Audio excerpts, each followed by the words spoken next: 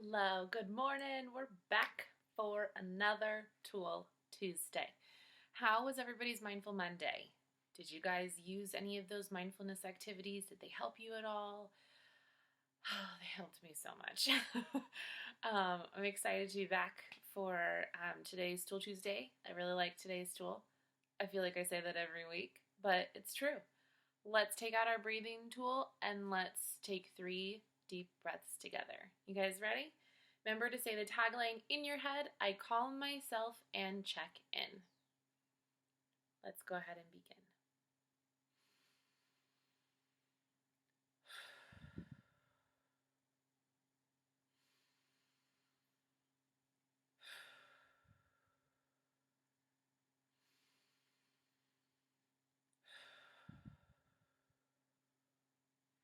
Good job, you guys. Okay, let's get right to our feelings. I guess how many feelings I have to share with you? You're right, I got 2.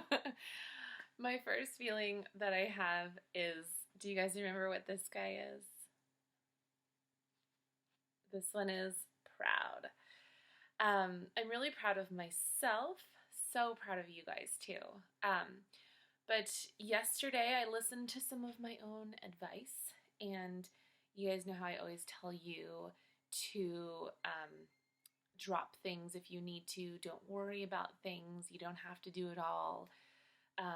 Yesterday I did that for myself. I think I had shared with you that I hadn't been sleeping and I've been kind of stressed out lately, and that, you know, you don't have to stick to your plan if your plan is stressing you out. Like, take a day, have a mental health day, do some self-care.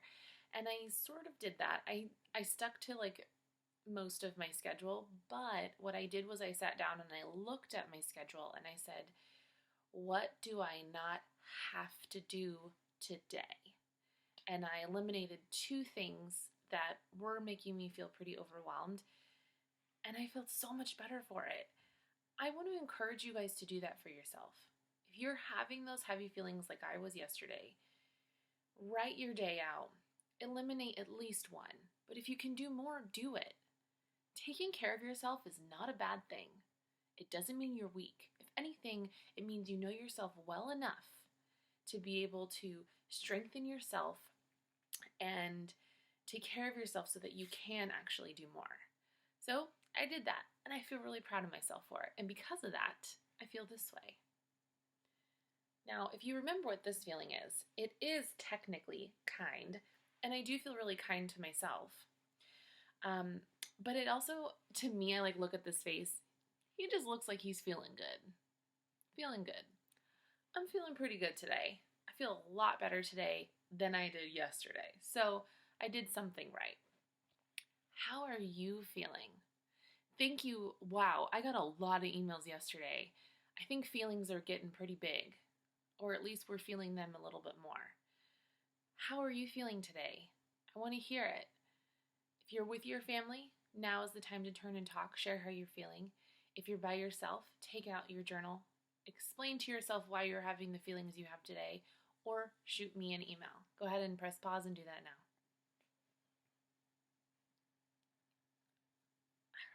Good job, you guys. Welcome back. So it's Tuesday, and y'all already know that means it's Tool Tuesday. I've got my toolbox here.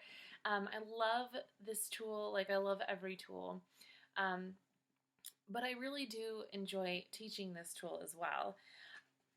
Rather than showing you the little tool card first, I'm going to show you the actual tool first.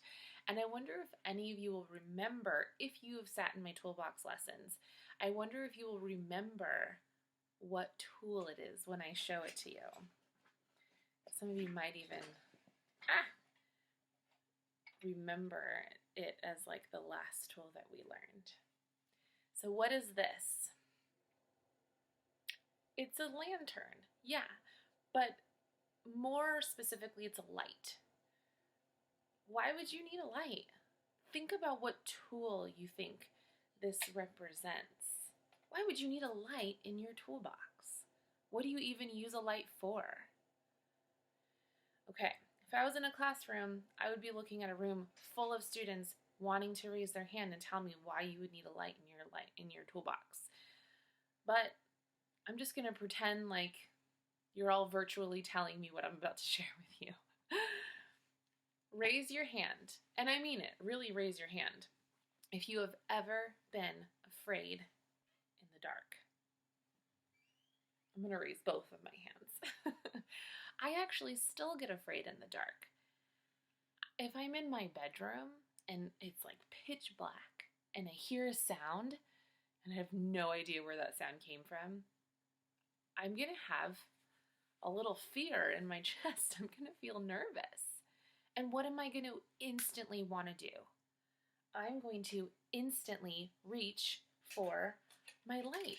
And no, I don't keep a lantern on my bedside table, but I do have a light, and I'm going to switch that light on and see what it is. If I'm walking down a dark street, I'm going to walk a lot faster than if the sun was out. And why is that?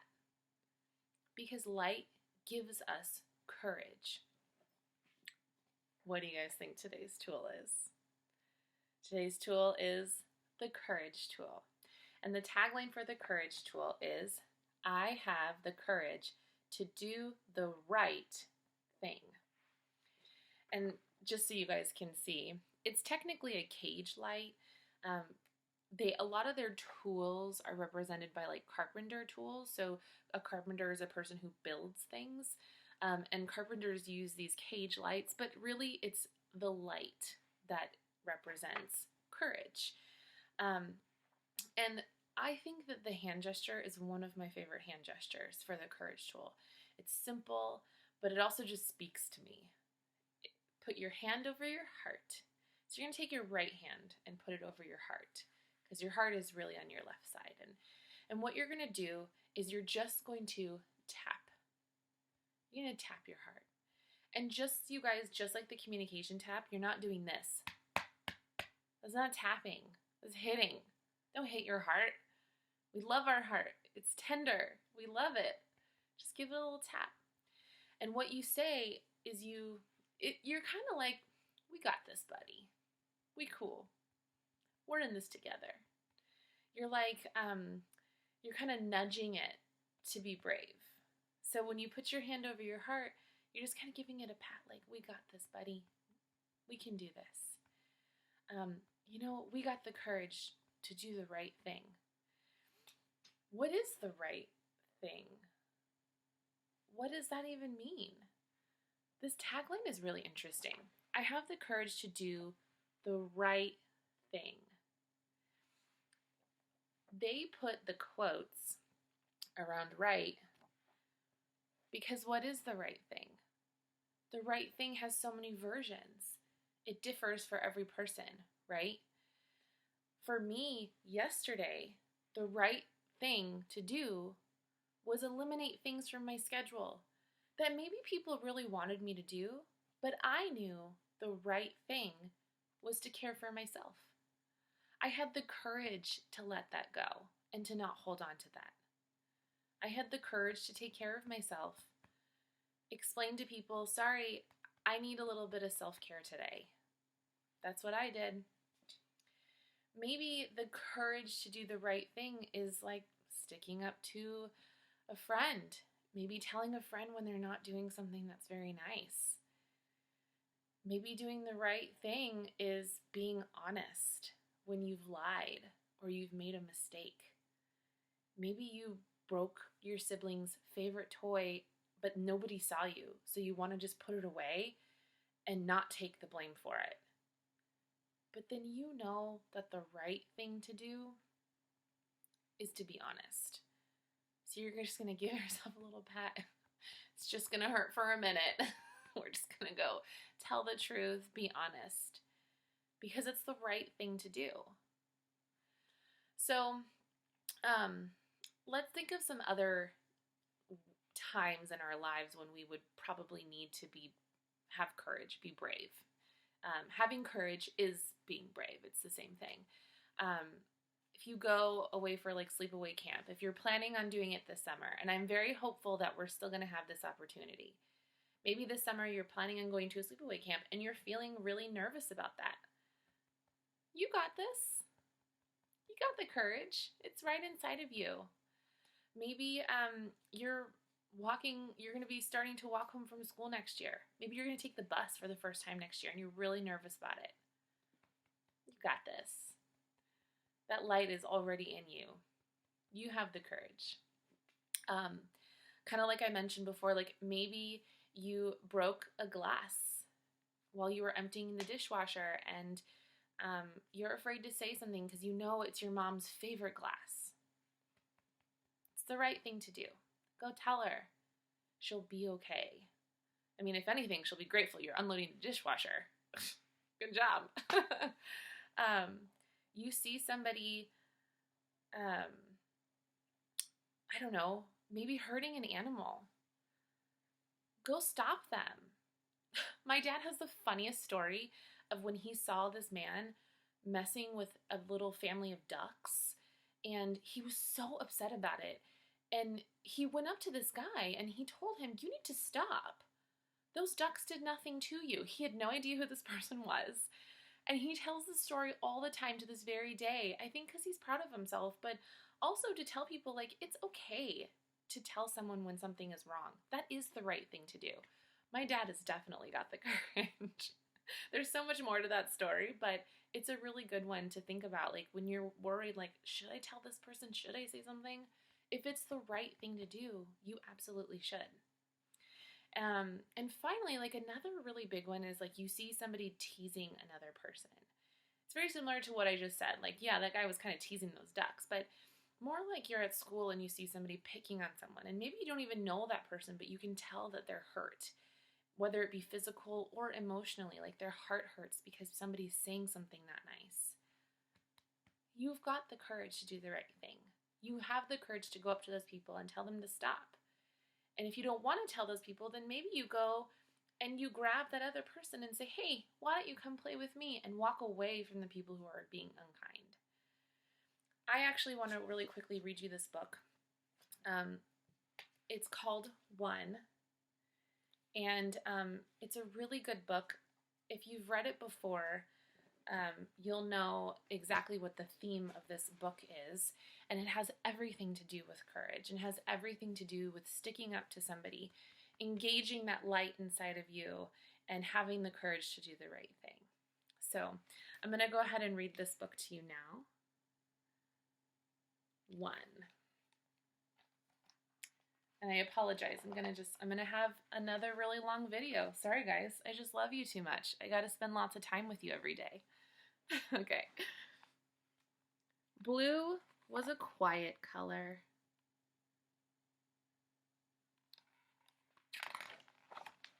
He enjoyed looking up at the sky, floating on the waves. And on days he felt daring, splashing in the rain puddles.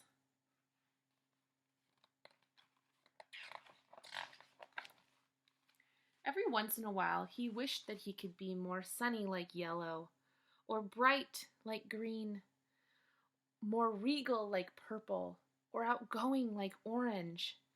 But overall, he liked being blue, except when he was with Red.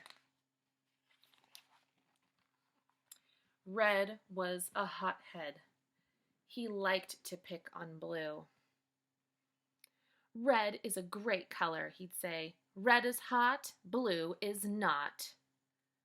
Then Blue would feel bad about being blue.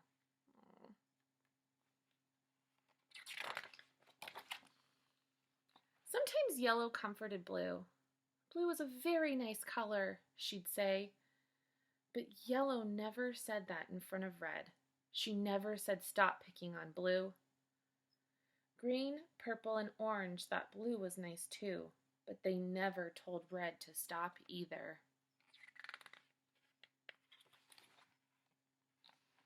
Every time Red said something mean and no one spoke up, he got bigger and bigger and bigger. Yikes. Soon Red grew so big that everyone was afraid of him. No one dared stop him. Red picked on all of the colors, and then everyone felt a little blue.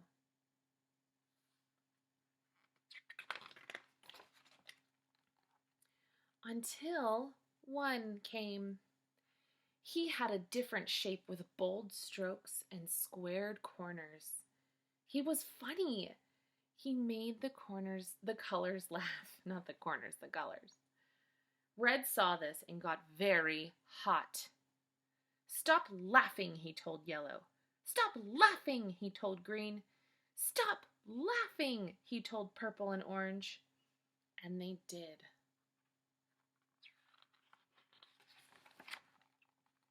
Red rolled up to one. Stop laughing, he told him.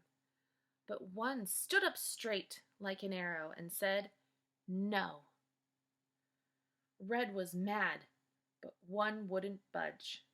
So Red rolled away.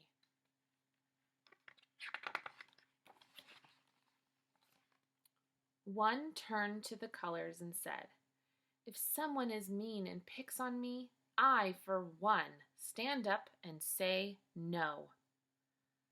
Then Yellow felt brave, and he said, me too. Green agreed and said, me 3.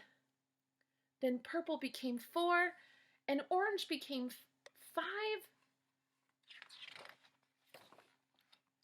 Blue saw the colors change. He wanted to count. Red grew red hot. He felt left out. He grew hotter and hotter and hotter.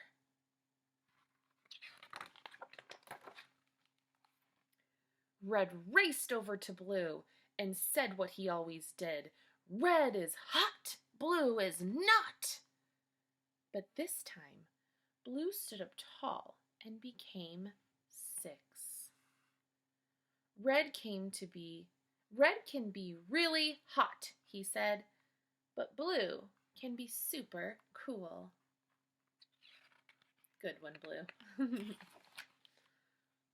Red blew a fuse and tried to roll over Blue. But everyone took a stand and said, no. Seeing them stand tall made Red feel very,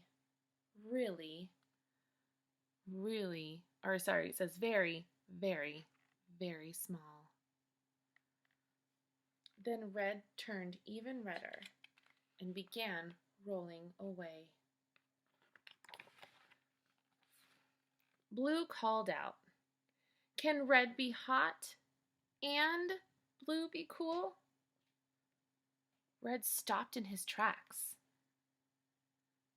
Red can count too, said one. Red rocked and rolled and turned into 7. Everyone counts, they shouted. Then Red laughed and joined in the fun. Sometimes it just takes one.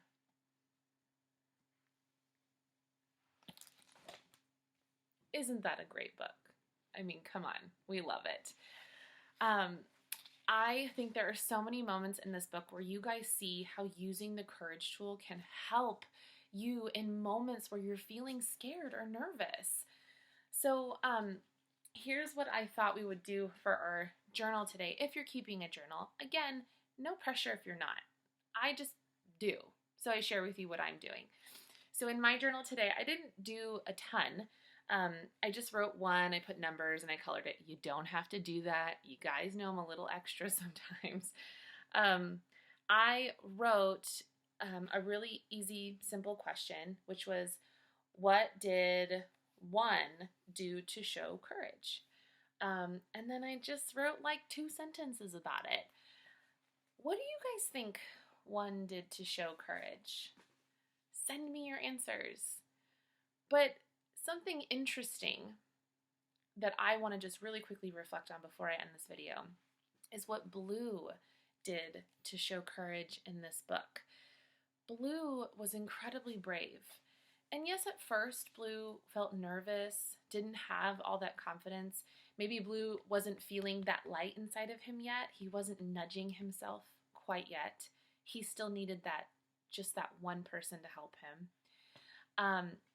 But something that he did end up doing, he did finally end up standing up to Red. Yes, but my favorite thing that he did at the very end, and I say he, I'm assuming Blue is a he. Blue could be a her. My favorite thing that they did at the end was when everybody had counted and Red was rolling away, some people would think, yay, we got Red to go away. That's the best. And they would think like, we beat the bully. But rather than making Red feel excluded, Blue used his courage and chose to include Red and give Red another chance. That takes so much courage. The courage to give a person another chance. Amazing, Blue. Is there a person in your life who maybe has made a mistake with you and you could use your courage tool to give them another chance? All of us have that light inside of us. Sometimes we just got to turn it on. Give our heart a pat and remind ourselves, I do have the courage to do the right thing. All right, guys, I'm going to wrap it up there. Tomorrow's Work On It Wednesday. We're going to work on this tool a little bit more. We're going to hang out a little bit more. But in the meantime, practice this courage tool. What is something today that you want to do that maybe you've been scared of trying since homeschooling? Maybe you've been like backing away from it. Have you been afraid to Zoom with your friends? Now is the best time. Pat on your heart. If you're worried that they're going to say, no, sorry, I'm busy, don't make that decision for them. Reach out to them. Pat your heart. You have the courage to do the right thing. And the right thing is doing what's best for you. Love you guys. Miss you guys. I hope you guys can stay happy. Do your best to stay healthy. And I'll see you tomorrow for Work On It Wednesday. Bye.